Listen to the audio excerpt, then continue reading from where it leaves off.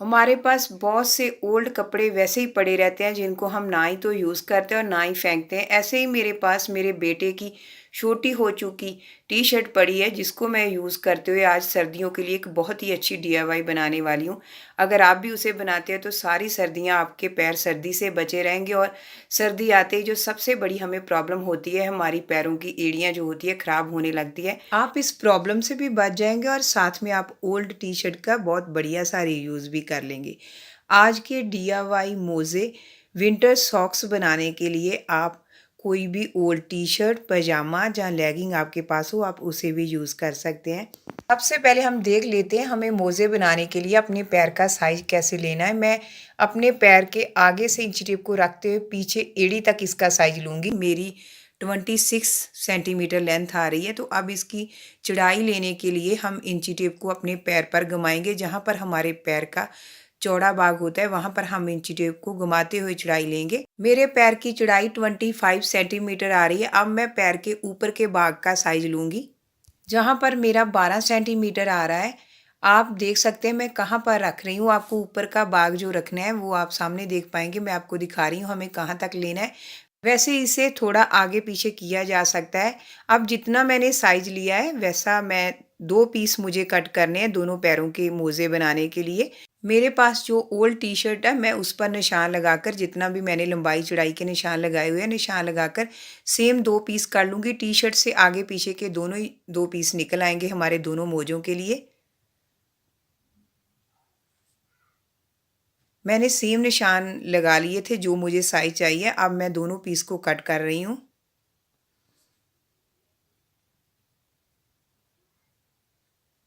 जहाँ पर आप देख सकते हैं मेरी 26 लेंथ थी, 25 मेरी चौड़ाई थी। वे सेम मैंने आगे पीछे का दोनों पीस काटते हुए 2 पीस कट कर लिए दोनों मोज़ों के लिए। अब दोनों पीस को मैं एक साथ फ़ोल्ड कर रही हूँ बीच से।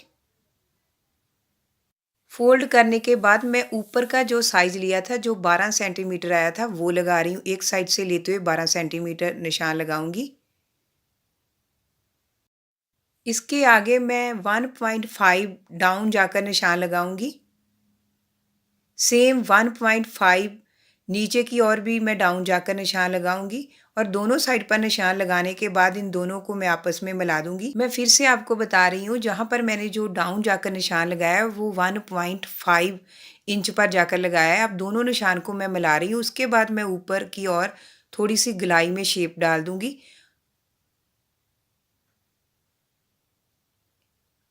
शेप डालने के बाद मैं जो निशान लगा चुकी हूँ उसके ऊपर ऊपर काट दूंगी।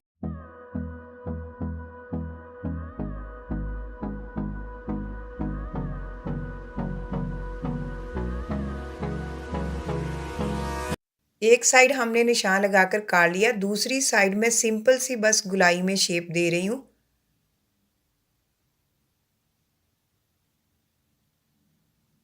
जहाँ पर आप देख सकते हैं मैं किस तरीके से सिंपल सी बस शेप दे रही हूँ, इसी तरह मैं दूसरी साइड भी गोलाई में शेप डाल दूंगी।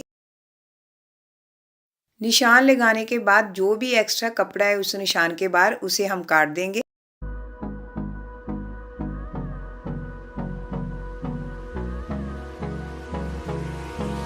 Hold me close till I get up.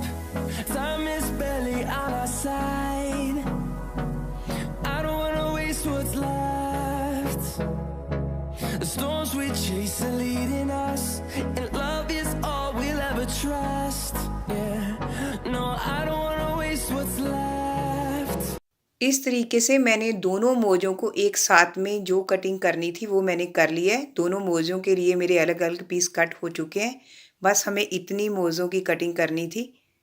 अब मैं इसमें से एक पीस लेकर जहाँ पर हमने कटिंग की है उसे हम बीच से खोल देंगे, क्योंकि हमें इसकी लेंथ लेनी है जो हमने कट किया हुआ है कि सारी टोटल उसकी लेंथ कितनी है। इसीलिए हम जहाँ पर हमने काटा है उस पीस को खोलकर लेंथ लेंगे। तो इसकी लेंथ 21 सेंटीमीटर है। मैंने सेम उसी टी शर्ट से 2 पट्टियाँ कट कर ली 21 सेंटीमीटर की दोनों मोज़ों के लिए। इसकी चौड़ाई मैंने 1.5 इंच रखी है। तो अब हम दोनों जो मोज़ों के पीस कट किए हैं उनको बीच से फोल्ड करेंगे। फोल्ड करने के बाद इस गलाई की ओर हम जस्ट एक सिलाई लगा देंगे और सेम इसी तरह हमने जो दूसरे मोज़े के लिए भी पीस कट करके रखा है उसे भी फोल्ड करेंगे और गलाई की ओर एक सिलाई लगा देंगे, जहाँ पर हम कपड़े को उल्टा फोल्ड करेंगे। जो हमने पट्टी कट की है उसके दोनों कोनों को एक साथ जोड़ते हैं, जहाँ पर भी हम एक सिलाई लगा देंगे, सेम इसी तरह दूसरी पट्टी को भी सिलाई लगा देंगे। अब जहाँ पर दोस्तों मैं आपको एक टिप देना चाहूँगी कि कई बार हम टी शर्ट, लेगिंग या पजामा से कुछ बनाना चाहते हैं, तो जब हम मशीन चलाते हैं उसके ऊपर तो वो मशीन ठीक तरीके से नहीं चलती। अगर आपको भी ये प्रॉब्लम आती है कि आप जब भी टी शर्ट वगैरह पर सिलाई लगाते हैं तो वो सिलाई ठीक नहीं लगती, तो फिर आप जो भी बनाने वाले हो उसके नीचे एक पेपर रख दें, फिर आप सिलाई लगाएं, फिर आप देखेंगे कि बहुत बढ़िया सी सिलाई लग जाएगी। सिलाई लगने के बाद आप उस पेपर को उतार दें, बड़ी आसानी से वो उतर जाता है। तो मैं भी आपको दिखाने के लिए जहाँ पर जो मोज़ा बनाने वाली हूँ उसके नीचे पेपर लगाकर मैं सिलाई लगा रही हूँ। तो ऐसे हमें इस मोज़े के घुमाते हुए सिलाई लगानी है नीचे की ओर।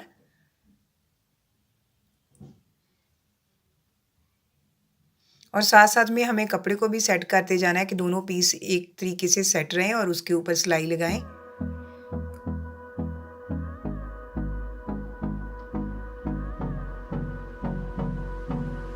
तो सिलाई लगाने के बाद आप देखिए बहुत ही आसानी से पेपर भी उतर जाता है। जस्ट हम पेपर को फाड़ देंगे तो वो उतर जाएगा, तो आपकी सिलाई भी बहुत बढ़िया सी लग जाएगी।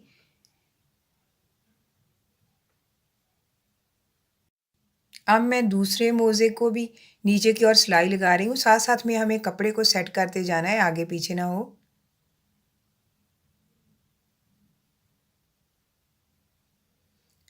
जहाँ पर मैंने जो पट्टी ली थी मैंने आपको बताया था कि दोनों कोनों को एक साथ जोड़ते हुए हमें सिलाई करना है, मैंने वो सिलाई कर ली। अब आप देख सकते हैं जो हमने पट्टी ली थी उसका जहाँ पर जोड़ है, जो हमने सिलाई की है, जो मोज़े की बैक साइड एड़ी की ओर जोड़ होगा, हम दोनों जोड़ को आपस में अटैच करेंगे। हमें दोनों सिलाइयों को एक दूसरे के साथ जोड़ते हुए सिलाई लगानी है। जे मैं मोज़े को जो मैंने एक्स्ट्रा पट्टी कट की थी वो मैं ऊपर की ओर लगा रही हूँ, जहाँ पर मैंने अभी भी मोज़े को उल्टा रखा है और जो मैंने पट्टी एक्स्ट्रा कट की थी उसे मैंने अंदर डाल दिया है मोज़े की।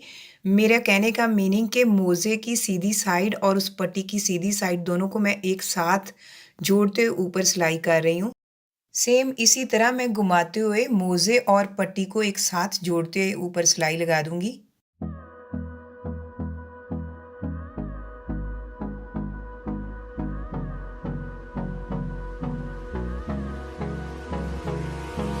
Hold me close till I get up. Time is barely on our side. अब हमारी पट्टी मोज़े पर अटैच हो चुकी है। उसी पट्टी को हम बार की ओर उल्टी साइड घुमाकर फोल्ड करते हुए फिर से एक सिलाई लगाएंगे।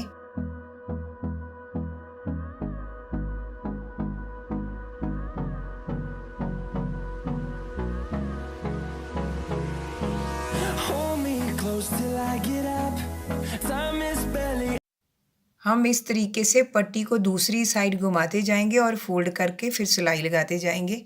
I get up. Time is barely on our side. I don't wanna waste what's left. The storms we chase are leading us, and love is all we'll ever trust. Yeah, no, I don't wanna waste what's left. And on we'll go. तो अब मेरे मोज़े बनकर तैयार है। आप देख सकते हैं इस तरीके से जो मैंने ऊपर पट्टी लगाई है, जस्ट वो जैसे ऊपर हम पाइपिंग वगैरह लगाते हैं इस तरीके से मैंने लगाई है। अब मैं इन्हें सीधा करके आपको दिखाती हूँ। बहुत ही आसान है इन्हें बनाना। जस्ट हमने 3 सिलाइयाँ इस पर लगाई, एक हमने मोज़े पर लगाई नीचे की ओर, एक हमने पट्टी अटैच करते हुए लगाई, एक हमने पट्टी को अंदर की साइड फोल्ड करते हुए सिलाई लगाई। जस्ट 3 सिलाइयाँ हमें लगानी पड़ी तो हमारे मोज़े बनकर तैयार है। तो कटिंग भी आप देख ही चुके हैं, बहुत ही आसान थी इसकी कटिंग और स्टिचिंग। आप भी इसी तरह अपने किसी भी ओल्ड पजामा, लेगिंग, टी शर्ट को रीयूज़ करते हुए विंटर सॉक्स बना सकते हैं और सर्दी से बचे रह सकते हैं। मैंने दोस्तों लास्ट ईयर भी आपके साथ 3-4 वीडियो शेयर की थी मोज़े बनाने की, विंटर सॉक्स बनाने की। उन वीडियोज़ को बहुत लाइक किया जा रहा है। उन वीडियोज़ में 2-3 वीडियोज़ तो मिलियंस में व्यूज़ गए हुए हैं। अगर आपने अभी तक उन्हें नहीं देखा तो मैं उनका लिंक डिस्क्रिप्शन बॉक्स और आई बटन में डाल दूँगी। आप प्लीज़ उन्हें जाकर ज़रूर चेक कीजिएगा, ज़रूर वॉच कीजिएगा, क्योंकि मैंने उन वीडियोज़ में भी बहुत आसान तरीके बताए हुए हैं कि आप किस तरीके से घर पर विंटर सॉक्स बना सकते हैं, मोज़े बना सकते हैं। दोस्तों, अगर आपको आज की वीडियो थोड़ी-सी भी अच्छी लगे तो प्लीज़ इसे लाइक एंड शेयर ज़रूर कीजिए दूसरों के साथ। ओके दोस्तों, मिलती हूँ फिर आपको नेक्स्ट वीडियो में। Bye bye and take care.